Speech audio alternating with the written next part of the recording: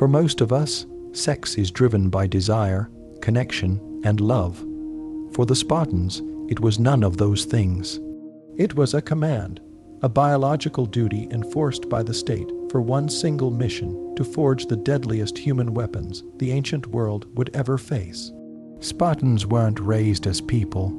They were built as soldiers, and their creation didn't start on the battlefield. It began in the bedroom. Forget the myth of the red cloaks and noble speeches. Behind the legend of the 300 lies a disturbing truth. A cold system of human engineering so severe it makes the darkest dystopias seem almost merciful. At the core of this machine was absolute state control over reproduction. In Sparta, personal choice meant nothing when it came to love or family.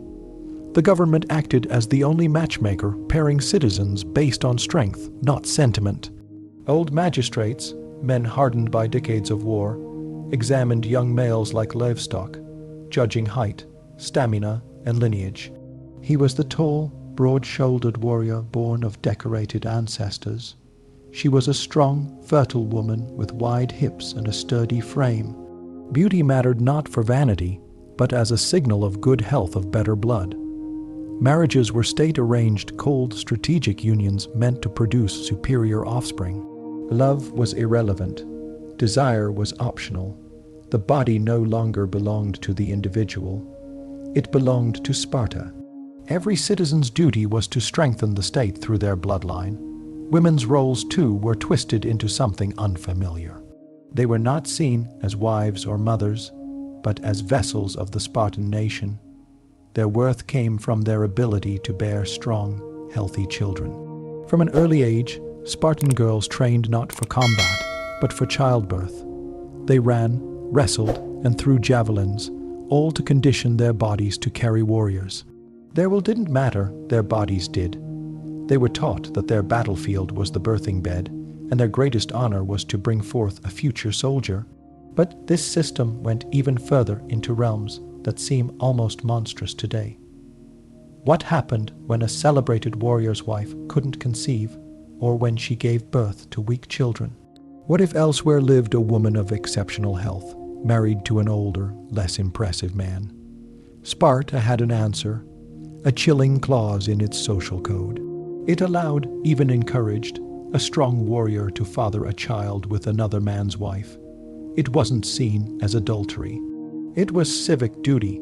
A woman's womb could be loaned in service of the state, and often her husband agreed. Producing a strong child, even by another man, was considered an honor to the household and to Sparta itself.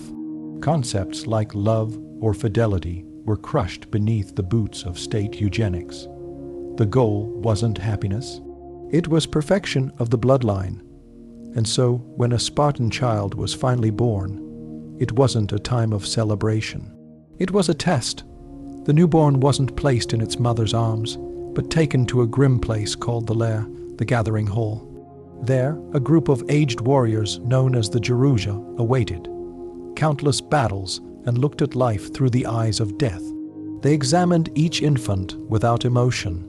Naked and trembling, the baby was inspected from head to toe. Its legs, its spine, its cry, every flaw, every sign of weakness could seal its fate. It wasn't cruelty for cruelty's sake. To Spartan logic, it was necessity. They were a small warrior caste surrounded by enemies and enslaved helots who outnumbered them 10 to 1. In such a world, weakness meant danger, not just for one child, but for the entire state.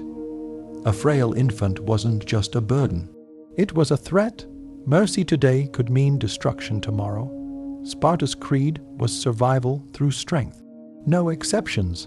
The council's decision was final. There was no appeal.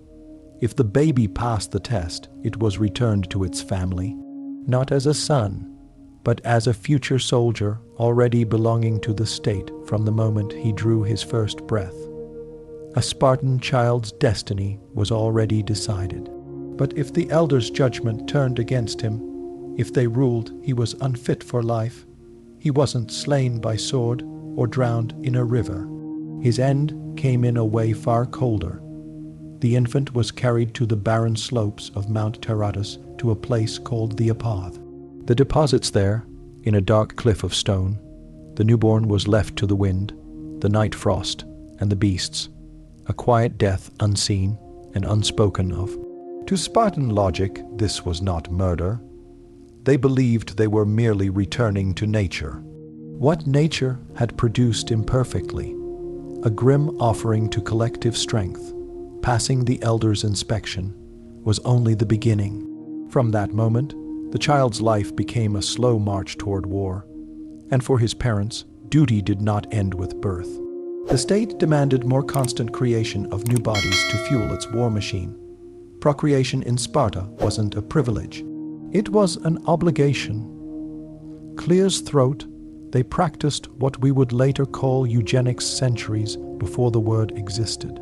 The belief that humankind could be reflected through selective breeding didn't begin in the laboratories of the 20th century. It was born in these rocky hills. For the Spartans, it wasn't hatred that drove it, but ruthless practicality. Weakness had no place in their bloodline. To achieve this, the most private human act became a public duty.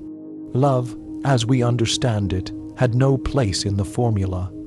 Men lived from age 7 to 30 in communal barracks among their comrades. Husbands would sneak from camp under darkness to lie briefly with their wives quietly, hurriedly, and vanish before sunrise to avoid punishment. There was no household life, no time to nurture affection. The wife was a stranger chosen for her body, not her heart. Their union had one goal: conception. Once a child was expected, the man returned to his true family, the army. The system was built to crush attachment, to ensure devotion only to Sparta. Strong family bonds were viewed as potential betrayal. Romantic love, a dangerous distraction. And so the state punished those who refused to marry or reproduce. A man who stayed single beyond the required age was branded disloyal, a deserter of his civic duty. During certain festivals, these men were paraded naked through the freezing streets, forced to sing mocking songs about their failure. They were denied the honors granted to respected elders, treated as outcasts, living proof that private life in Sparta was everyone's business. The cost of this ideology was immense. Compassion faded from daily life.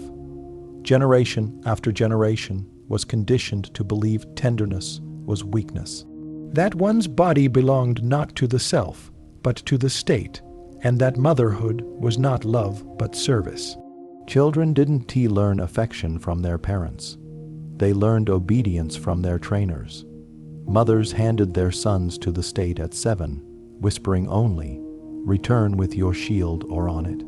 That phrase wasn't empty pride. It was the end point of a culture that had erased maternal love and replaced it with fanatic devotion to Sparta's glory. If reproduction was the forging and inspection, the testing, then at 7 years old came assembly, the true creation of the weapon. The state that engineered his birth now came to claim ownership. This was the beginning of the AOG, the harshest and most effective training program ever devised by humankind. It was a system that shattered children and rebuilt them in the image of the perfect warrior. Picture it. You are 7, torn from the only warmth you've known. Your mother doesn't weep. She simply hands you over. From that moment, your new family is your Agela, your training unit, your cold barracks. Your father becomes an instructor, not to teach reading or writing, but endurance. You will not live in a home again until you are 30, and by then, the word home will mean nothing. The first lesson of the Agog was simple and merciless. Comfort is the enemy. The Spartan boy slept on a bed he had to make himself. Reeds torn by hand from the banks of the Euroas River. No knife allowed. His only clothing was a single rough tunic, the same garment for the burning summers and the freezing winters.